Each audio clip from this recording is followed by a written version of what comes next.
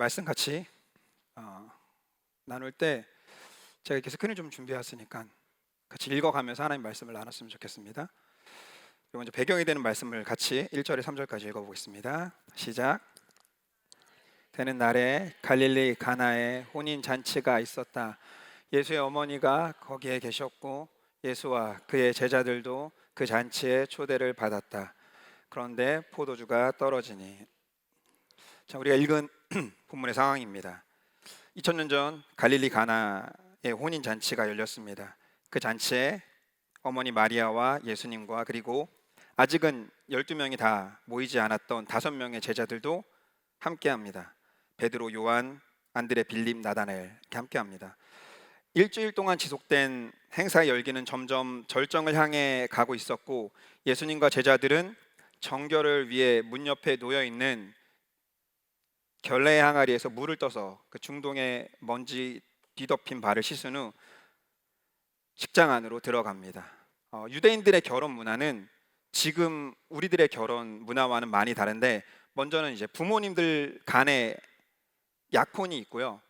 그 다음에 당사자들 간에 정혼을 하고요. 그리고 여러분 잘 아시는 것처럼 정혼 후 1년 정도 지난 다음에 혼례를 치릅니다.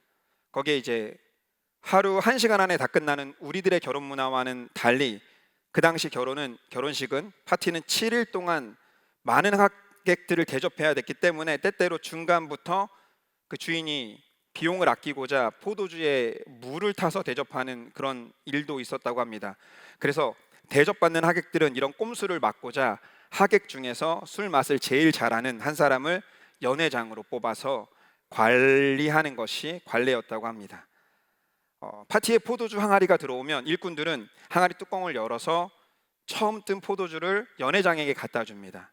그리고 검사를 받는 거죠. 연회장이 맛을 보고 포도주 상태가 좋지 않다고 불합격 딱지를 붙이면 그 포도주는 잔치에 쓸 수 없었고 이상이 없다고, 괜찮다고 오케이 사인을 보내면 그때서야 손님들에게 포도주를 대접할 수 있게 됩니다. 여러분들 포도주 얘기가 나오니까 유난히 표정들이 좀 좋아지시는 것 같은데, 우리가 오늘 본문에 술 얘기가 나오지만 그래도 유치한 생각은 좀 오늘은 안 했으면 좋겠습니다. 여하튼 본문은 이렇게나 파티에 중요한 포도주가 떨어졌다고 말을 하고 있습니다. 그만큼 많은 사람들이 참여한 성공적인 파티였다는 얘기도 될 수 있지만, 그래서 더 많은 이들에게 판단을 받을 수도 있는 큰 문제였습니다. 여러분들 큰 문제 같지가 않죠. 그냥 단순한 문제 같죠.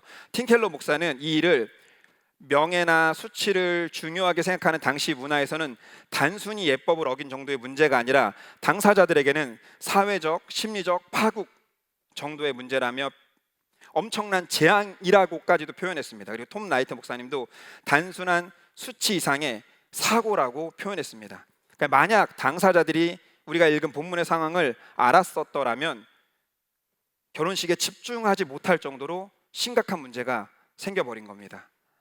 자, 그런데 이런 예기치 못한 문제들은 우리들의 삶에도 언제나 따라옵니다. 교회라고 해서 항상 좋기만 한 게 아니죠. 이 아름다운 이 예배당 공간 안에서도 얼마든지 문제가 피어날 수 있습니다. 그 조사를 해봤는데 세상에서 가장 아름다운 단어가 뭔지 아세요? 1위 엄마, 2위 사랑이에요. 근데 엄마랑 문제 없나요? 가장 아름다운 단어인 엄마랑도 문제가 생기고 갈등이 생기고 사랑을 하면서도 엄청나게 많은 문제들이 생깁니다. 그러니까 지금 이 순간에 예배를 드리면서도 문제를 가득 안고 예배 현장 안에 계신 분들도 분명히 있을 거예요. 그러나 걱정하지 마시길 바랍니다. 오늘 제목이 뭐죠? 기적의 시작이기 때문입니다. 우리에게 잘 알려진 예수님의 첫 번째 이 기적이 바로 우리 삶에 어찌할 수 없는 문제 한가운데서 일어났다는 것은 저 여러분들에게 위로와 소망이 되는 그런 말씀입니다. 자, 오늘 우리는 본문의 이야기를 같이 읽으면서 살펴보면서 특별히 등장하는 인물들 중에서 복음서의 주인공인 예수님이나 제자들이 아니라 다른 이들을 좀 집중해 보면서 그들에게서 중요한 교훈을 좀 얻어보고자 합니다. 오늘 우리가 첫 번째로 살펴볼 등장인물은 마리아입니다. 저는 개인적으로 마리아 하면 잊을 수 없는 에피소드가 하나 있습니다.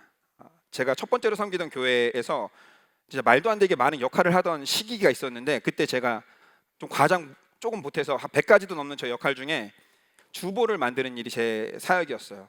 당시 교회는요, 당일 주보에 그날의 설교 요약문이 실렸는데, 그렇기 때문에 주보를 만들 때 목사님께서 이 펜으로 직접 적어주신 원고를 보고 오타 없이 주보를 잘 만드는 일이 굉장히 중요한 일이었습니다. 그래서 주보를 만드는 저 외에도 가장 그 당시 그 교회에서 가장 침착하셨던 한 교수님 한 분과 거기서 가장 꼼꼼했던 한 청년 한 명이 더해져서 2중 3중으로 오탈자 점검을 하곤 했었어요. 근데 하필 그날 본문이 지금 저희가 나누고 있는 이 요한복음 2장이었는데 마리아가 나오는 본문을 다루는 주에 제가 실수로 주보에 니은을 더했어요. 니은 하나를 더하게 됩니다. 니은 하나가 뭐 이렇게 생각할 수도 있겠지만 안타깝게도 그렇게 꼼꼼하고 철저하게 확인된 주보에 제가 니은을 어디에 더했냐면 마리아 그녀는, 이 부분에 제가 니은을 더하게 됐어요. 예상이 되세요? 네. 그러니까 마리아 그녀는이 아니라 마리아 그녀는 이라고 출력이 되어 있었고, 말씀 시간에 목사님께서 그 주보를 보면 좀 읽으시면 설교를 하신 편인데 그 부분에 다다라서는 차마 그대로 읽지를 못하셨고, 그 부분을 보고 있던 성도들이 동시에 빵 터지면서 일부는 고개를 숙였고 일부는 저를 놀리기 위해서 성가다의 맨 위에 앉아있는 저를 쳐다보면서 손가락질하고 그랬었습니다.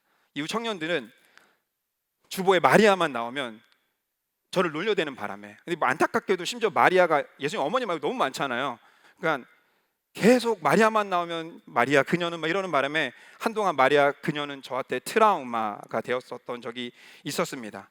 여하튼 마리아 그녀는 예수님의 어머니셨고, 아마도 우리들이 결혼식에 갈 때 그렇게 하듯이 몇 달 전부터 이 잔치에 같이 가자고 아들과 얘기를 했었을 거예요. 그런데 변수가 생긴 거예요. 특별한 사역 일정으로 요단강에 갔던 아들이 갑자기 혼자 온 게 아니라 5명의 제자들을 더 데리고 나타난 겁니다.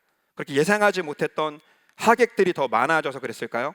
이미 준비된 포도주가 바닥나고 있었고 진작부터 파티에 머물러 있었던 마리아는 이 문제를 알고 있었습니다. 그녀는 포도주가 없는 이 문제로 인해서 이 흥겨운 잔치가 자칫 망쳐지게 되고 아마도 굉장히 가까운 사이였을 주인이 수치를 당하게 될 것이라는 것을 알고 있었어요. 그러나 이렇게 심각한 위기 가운데 엄청난 문제 속에서도 마리아는 당황하지 않고 그저 씩 웃었습니다. 그리고 아들에게 갔어요. 우리 3절 말씀 같이 읽어볼까요? 3절을 앞에 스크린에 보시고 같이 읽겠습니다. 시작.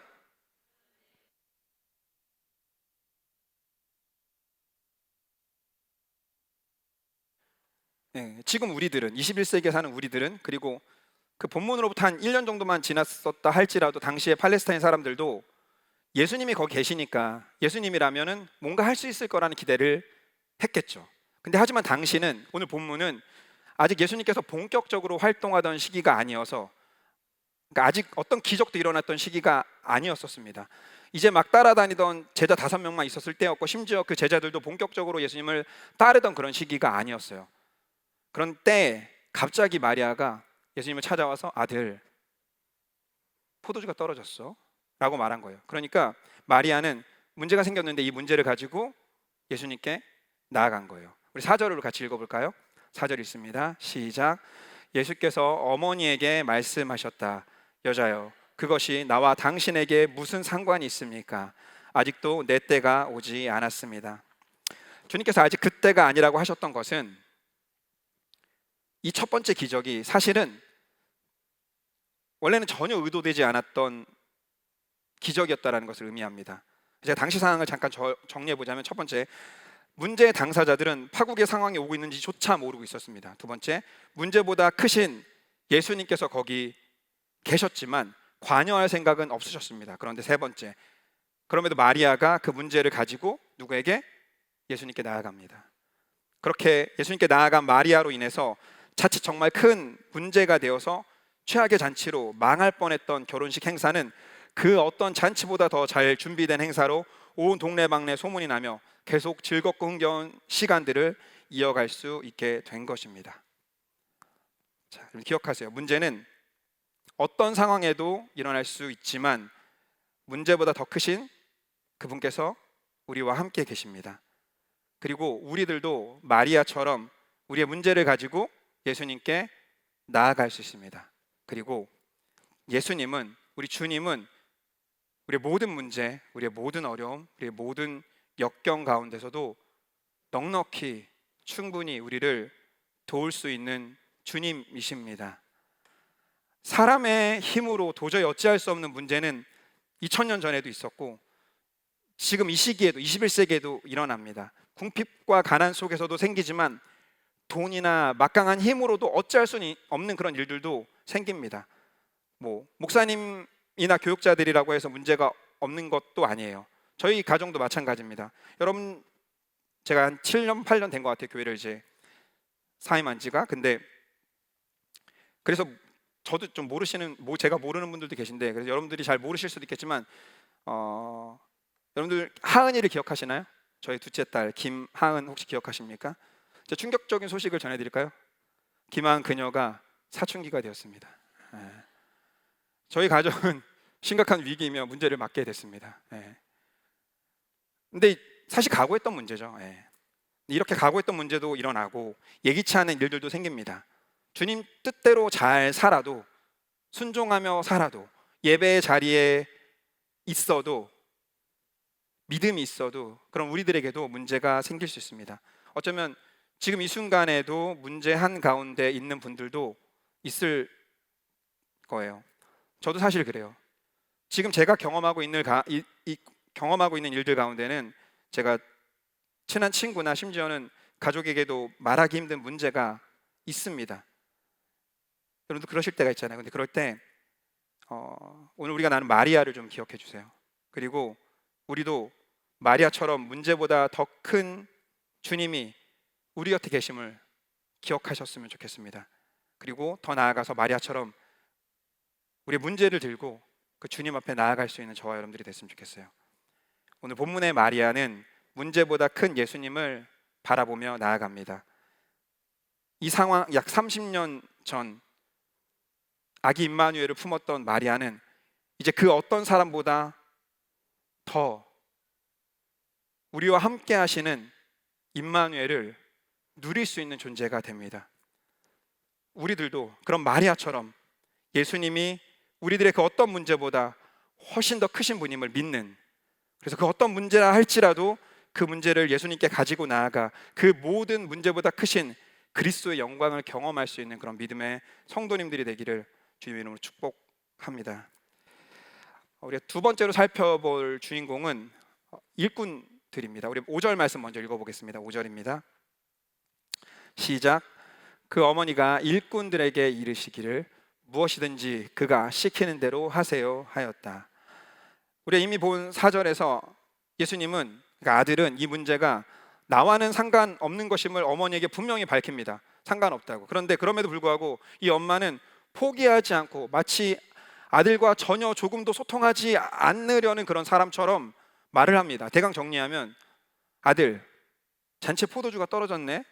아들이, 네 어머니 참 안타까운 일이에요. 그런데 그게 저하고 무슨 상관이 있겠어요? 이 집 사정 아니겠어요? 그랬더니 어머니가 그 아들의 반응을 무시하고는 일꾼들에게 갑니다. 일꾼들을 불러요. 저기요, 잠깐 와보시겠어요? 저기 제가 제 아들인데 가서 제 아들이 시키는 거는 그냥 뭐든지 한번 다 해보세요.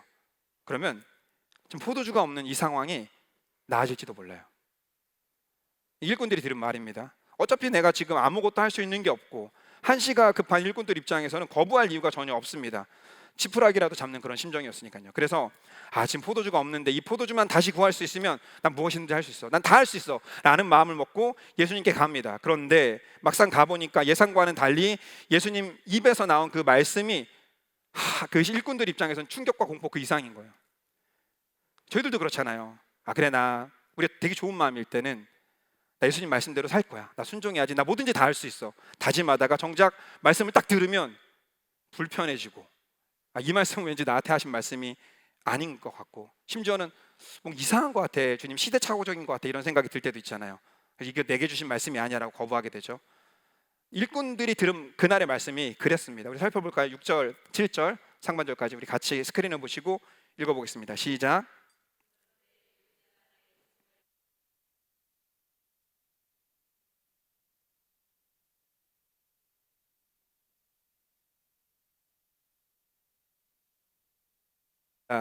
이 항아리에 물을 채워라. 예수님께서 하객들의 발을 씻는 정결 항아리를 가리키시면서 저기에다가 물을 채우라고 말씀하셨어요. 상상도 할 수 없는 명령이 떨어진 겁니다. 이 명령은 너무너무 이상해서 제자들, 심지어는 이 기적의 요구자였던 마리아도 놀랐을 만한 그런 명령이었어요. 특히 일꾼들은 다들 너무 어이없다고 생각하면서 속으로는 욕을 했을지도 모릅니다. 너무나 이해하기 힘든 그런 명령이었기 때문입니다. 예. 그런데 바로 그때 한 일꾼이 그 이해할 수 없는 명령 가운데 반응을 합니다. 항아리로 가서 비어있는 항아리에 물을 채우기 시작합니다. 그래서 다른 일꾼들도 함께 동참하여 남은 6개의 항아리에 물을 채우기 시작했어요.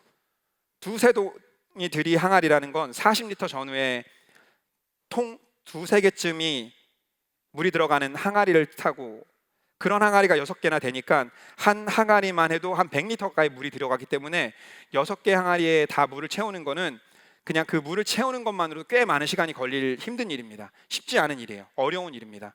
그러니까는 말씀에 우리가 순종한다는 건 이와 같은 일입니다. 어렵습니다. 쉽지 않아요. 뭐 여러분 그렇게 생각할 수 있겠죠. 물 채우는 게 뭐가 어려워? 뭐 시간만 있으면 되는 거 아니야? 나 그 정도는 나도 할 수 있겠다. 그런 순종은 나도 할 수 있지. 이렇게 생각하십니까? 여러분들 그거 아셔야 돼요. 당시는요, 지금처럼 편하게 수돗물 틀고 물 받아서 물을 채울 수 있는 그런 시대가 아니었습니다. 게다가 가나안은 지형적으로 높은 지역이었어요. 그래서 물을 떠오려면 언덕 아래로 내려갔다가 다시 올라야 되기 때문에 오르락 내리락, 특히 올라올 때 무겁게 이걸 반복해야 되는 고된 일이었습니다. 그러니까 이거 왔다 갔다 하면서 너무 힘들기도 하고 덥고 또 상식적으로 이해가 안 되기도 하고 해서 충분히 일을 하다가도 좋은 마음으로 했다가도 멈춰서서 따질 수 있는 일입니다. 수고가 더해지고 땀이 흐르며 짜증이 더 많이 올라왔을 수도 있어요. 여하튼 그때 그 당시에 그 일꾼들의 상태가 어떤 마음이었는지는 제가 알 수는 없지만 7절을 보니까 여하튼 간에 6항아리 끝까지 물이 다 가득 채워지게 되는 것을 보게 됩니다. 그리고 예수님께 다시 왔더니 하인들에게 예수님께서 두 번째 명령을 하시죠. 근데 또 이렇게나 말이 안 되는 명령을 하십니다. 우리 8절 같이 앞에 스크린을 보시고 한번 읽어보겠습니다. 시작.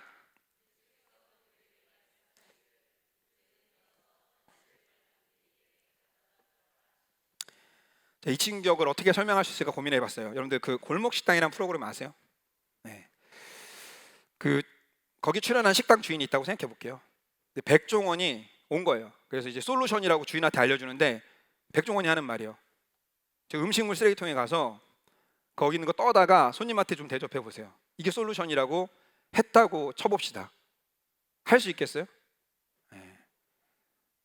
이런 말을 듣는 것과 같은 충격을 그 당시 일꾼들이 받은 거예요. 제가 너무 과장이 심한 것 같으세요? 네, 아닙니다. 아마도 정결 항아리로 가서 물을 떠서 연회장에게 가져다 줘야 되는 일은 일꾼들이 느낄 때는 비슷한 심정을 느낄 만한 말도 안 되는 일이었을 겁니다. 그러나 본문을 보니까 이 일꾼들은 놀랍게도 예수님의 말씀대로 다 그대로 합니다. 8절 제가 다시 읽어드릴게요. 예수께서 그들에게 말씀하시기를 이제는 떠서 잔치를 맡은 이에게 가져다 주어라 하시니 그들이 그대로 하였다. 이 일꾼들은 말씀대로 그대로 행합니다.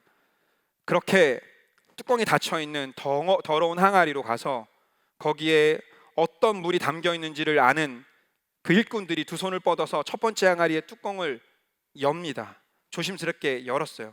그랬더니 그 결례 항아리에서 진한 포도주 향기가 흘러나와 뜰에 진동하기 시작합니다.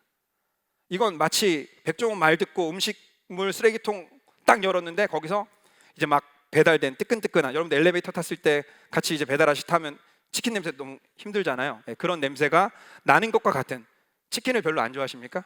족발 냄새가 나는 것 같은, 안 좋아하세요? 그런 냄새가 나는 것 같은 그런 기적이었습니다. 그럼에도 일꾼들은 기적의 포도주를 가지고 조마조마한 마음으로, 냄새가 좋지만 그럼에도 불구하고 아주 조마조마한 마음으로 연회장에게 갑니다. 왜냐하면 일꾼들은 이 물이 어떤 항아리에 담겨 있는 물인지를, 그 과정을 다 알았기 때문입니다. 만약 이 일꾼들이 알고 있는 것처럼 이 모든 과정을 다 알았다면 연회장은 이 물을 쳐다도 보지 않았을 겁니다. 그렇게 떨리는 마음으로 결례 항아리의 물을 가지고 연회장에 가져다 줬고 그 물 한 모금을 마시자 연회장 눈이 띵 커졌어요. 그러더니 갑자기 주인을 부르더니 야, 이게 어떻게 된 거냐며. 보통은 좋은 거 먼저 주고 손님들 취하면 좀 안 좋은 거 주기 마련인데 어떻게 이 집은 끝까지 좋은 포도주를, 심지어 더 좋은 포도주를 줄 수 있냐며 감동을 받았다고 말합니다. 이렇게 자칫 잔치가 망할지도 모르는 문제적 상황에서 이 모든 것이 아주 좋게 훈훈하게 마무리가 됩니다. 자, 이 기적의 목격자를 헤아릴 수 있으시겠어요? 아주 극소수입니다. 어머니 있죠, 5명의 제자들 있죠, 그리고 일꾼들이 있습니다. 아마도 5명의 제자들도 제자들이라고 불렸지만 별 큰 믿음이라는 것이 없었던 것으로 보입니다. 근데 심지어 이 일꾼들은 어땠어요? 일꾼들은 예수님과 초면입니다. 그러니까 이런 순종은 오늘 교회가 초면인 사람이라 할지라도, 오늘 성경 말씀이 초면인 사람이라 할지라도 충분히 할 수 있다라는 의미가 됩니다. 많이 아는 것도 물론 중요하죠. 그렇지만 주님이 주신 명령을, 그게 주가 주신 명령이라고 확실히 알았다면 순종함으로 행하는 것이 훨씬 더 중요합니다. 질문할게요. 여러분들 혹시 오늘 교회 초면이신 분 있으세요? 초면은 아니시죠? 주님 초면 아니시죠? 그러면 다 할 수 있는 겁니다. 여러분들도 할 수 있어요. 자, 요한복음에 나오는 여러분들 잘 아시는 네 번째 표징 오병이어를 한번 생각해 볼게요. 오병이어, 여러분 잘 아시죠? 수많은 청중들을 가리키면서 예수님께서 제자들에게 명령합니다. 너희들이 저들에게 먹을 거를 주라고. 마찬가지로 이해할 수 없는 명령이었어요. 그 이해할 수 없는 말씀에 빌립이라는 제자는 아주 회의적으로, 그러나 되게 상식적으로 반응하면서 불가능이라고 말했지만, 안드레는 이해가 잘 안 됐지만 그럼에도 불구하고 예수님의 말씀에 순종해서 한 소년이 가지고 온 도시락, 그러니까 오병이어를 들고 예수님께 나아갑니다. 그리고 알다시피 그 도시락이 5,000명이 빵빵하게 먹고도 남았죠. 개인적으로 저는 이 세상, 우리가 지금 살고 있는 이 현실 세계에서는 100% 하나님을 믿는 게 불가능하다고 생각합니다. 제가 불경하다고 생각하셔도 어쩔 수 없어요. 저는 그냥 개인적으로 그렇게 생각해요. 하지만 우리의 믿음이 온전하지 못해도, 100%가 아니어도 우리의 그 나약하고 연약한 그 믿음으로 주님께 나아갈 수 있고, 그 나약한 믿음으로 말씀대로 순종할 수 있다고 믿어요. 그리고 우리가 이렇게 순종하면 우린 나약하지만 크신 하나님의 일하심을 경험하게 될 수 있습니다. 제가 비슷한 이야기를 반복해서 여러분들과 나눈 이유는요, 제가 보여준 이 기적의 조건이 온전한 이해나 많은 양의 알물 기반으로 일어난 일이 아니라는 것을 나누기 위해서였습니다. 안드레야 물론 제자였지만 같은 그 제자 그룹 안에서도 빌립처럼 예수님의 말씀을 듣자마자 콧방귀 뀌는 그런 이들도 있었고, 반면에 어린 이 도시락 주인인 소년, 그리고 오늘 본문의 일꾼들은 아까 말씀드린 것처럼 다 초면입니다. 이 말은 목사님이나 교육자들이라도, 오랜 세월 섬겨 오셨던 그런 집사님들이라 할지라도 그 이름만으로는 말씀에 순종 없이 저절로 문제를 기적으로 바꾸는 영광의 도구가 될 수 없다라는 겁니다.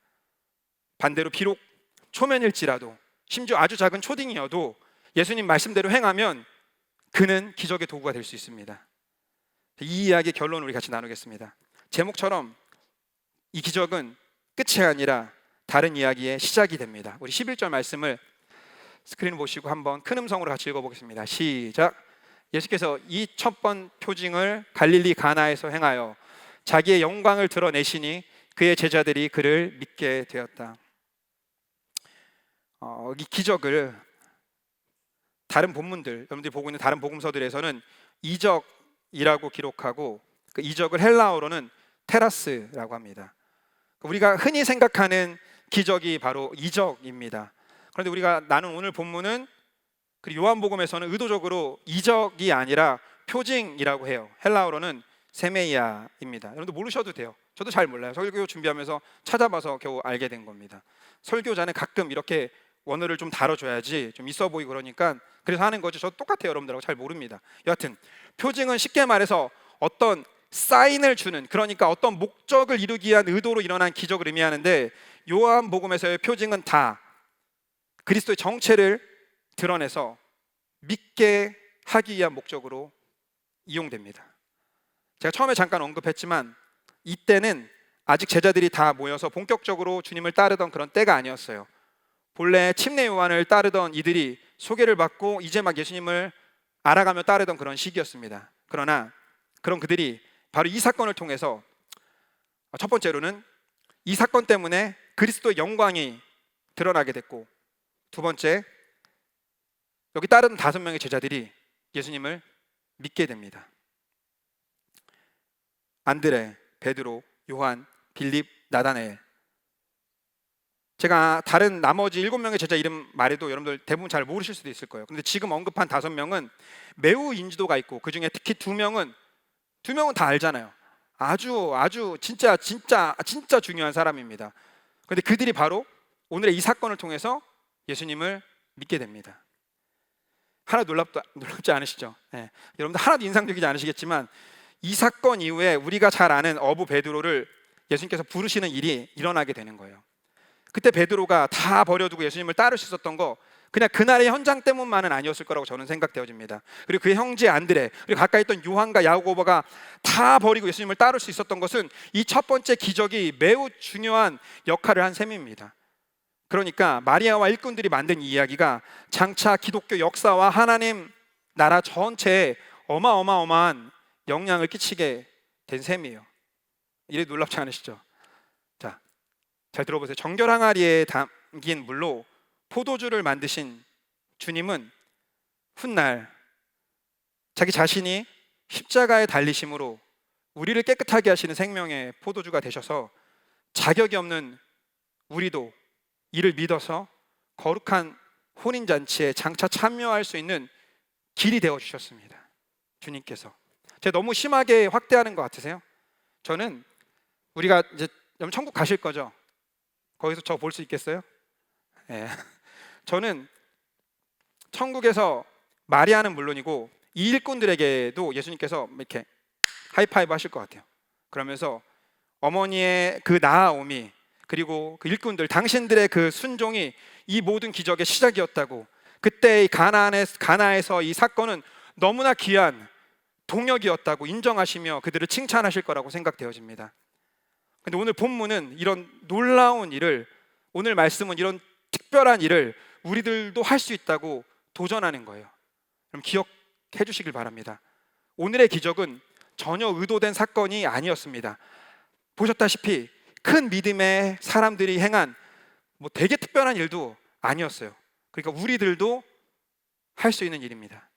마리아처럼 우리가 문제 가운데 문제에 함몰되지 않고 문제보다 더 크신 이인 예수님께 나아갈 수 있다면, 그리고 일꾼들처럼 주님 말씀하실 때 좀 이해가 좀 안 되고 좀 어렵고 좀 불편할지라도 그 말씀대로 순종하여 행할 수만 있다면, 물론 쉽지는 않겠지만 그럼 우리가 순종할 수만 있다면, 그럼 우리들도 그리스도의 영광을 드러내며 누군가에는 믿음을 더하게 할 수 있는 주의 영광의 도구가, 역사의 도구가 될 수 있습니다.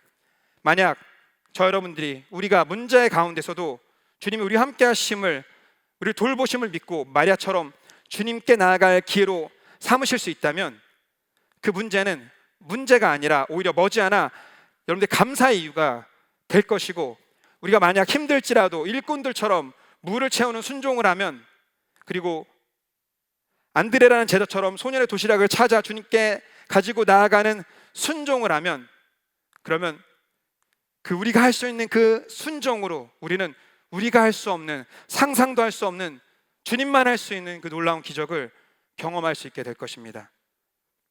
해볼 만한 거잖아요. 그러니까 순종은 힘들죠. 제가 말씀드린 것처럼 어렵죠. 그렇지만 그래도 할 수 있는 일이잖아요. 물을 채우는 거 어렵잖아요. 근데 그래도 할 수 있잖아요. 그런데 우리가 말씀대로 우리가 그렇게 할 수 있는 일을 버겁고 힘들지라도 하면, 하나님은 우리가 할 수 없는 일들을 우리 가운데 행하시며 당신의 영광을 드러내실 것입니다. 그럼 상상해 보세요.